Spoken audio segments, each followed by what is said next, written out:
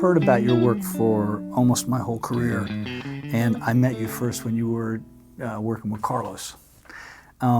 But you had a career before that working for a Texas guitar player.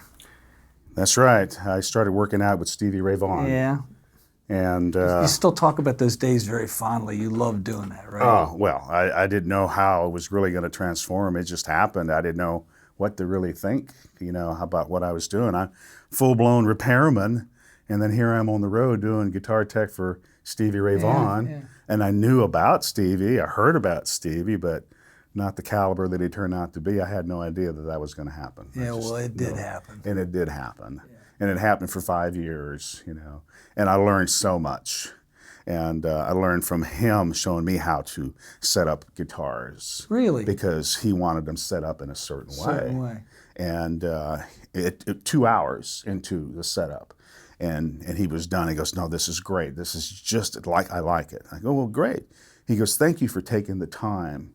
And I thought, what do you mean taking the time?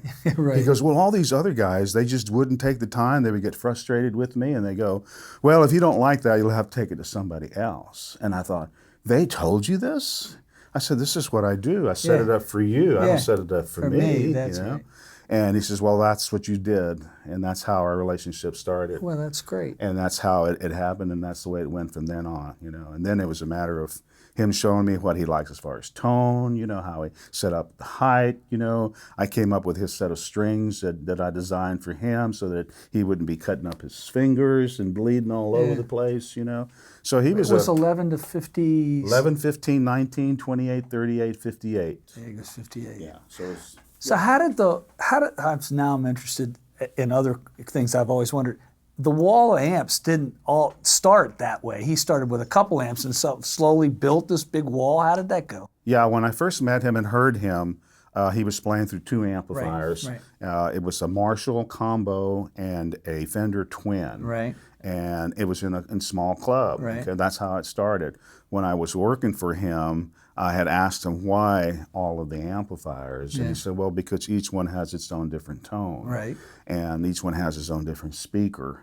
And so he liked the way that this one sounded, that amplifier, so he plugged in this other amp and liked the way that sounded. Then he put them both together to see what they both sounded like together, and he tweaked it, and he liked that. Then he wanted a little bit more because he was playing clean. He never played distorted. So in playing clean, you can't turn them up, so he added another amplifier. How many were there in the end? At the end, there was 1, 2, 3, 4, 5. 5 amplifiers. Because there's a story from Merriweather Post Pavilion, which is a venue around here, that rig was as loud as the PA. Oh, well, if it was, I never was out there, so I couldn't tell you that for sure. I was on stage.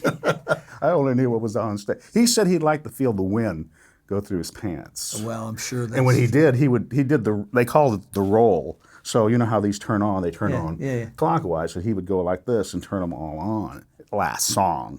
Last half of the song. He would just go crank them all up. Yeah, he was just having some fun. And that's where the roll came from. When I started working with John, I was invited to come up to work at his show, and I went up there and I met the guitar tech and I met all these other people. John wasn't there at the time, and he had all these pedals on the floor. It was like, don't step here, you're gonna hurt one. Anyway, can I listen to it? And he goes, yeah, but don't change anything, he said, because that guy out there, is gonna know about it. He was talking about Chad Franskowiak. Right.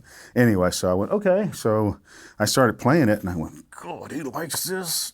So I turned around and he was back there and he was behind my back, and I went up there and I did that and did that, went down here and did that a little bit, I stepped in it, okay? And I changed some things, right? And what did he say? Well, he didn't say anything till after the show because I didn't tell him, I said, I can't believe he's going to play this. It doesn't sound good. I don't like it. And I thought, if I'm going to get fired, I'm going to be my fault. So I'm going to do this. And so I did that. Yeah. At the end of the show, they brought me upstairs. John wants to see you. Yeah. And John says, what did you do out there? Yeah. Because I'd never heard my rig sound like that before. And I went, so you liked it? He goes, yeah. So that's how that started. Wow. That's the truth.